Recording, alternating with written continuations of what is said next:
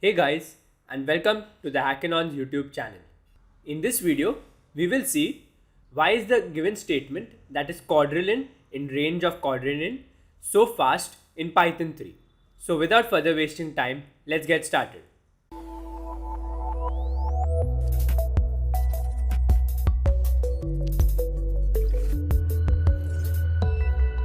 So basically what I've done is I've created a response variable and I've equated it to a Python syntax saying that quadrillion in range 0 to quadrillion. And now what I'm doing is I'm simply printing the response to check whether the given statement will be true or false. So if I run this, as you can see, the response shows true.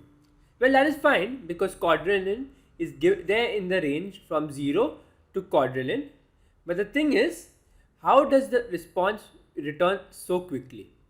You may think that each number will have to be checked each and every single time from the range, that is the starting point 0 to start end point quadrillion plus 1. But that's not the case.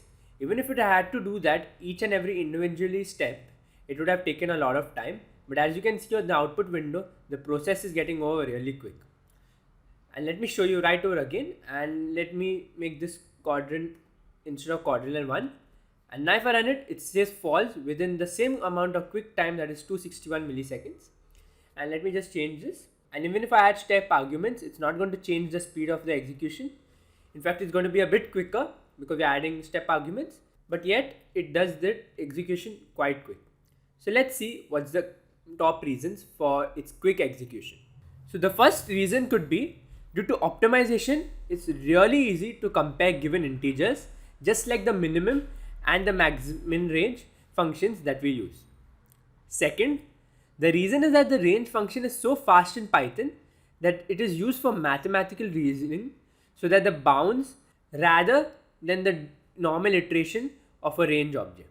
So to understand the logic, what we do is we check whether the number is between the start and the stop, and we check that the stop precision value does not go over a number.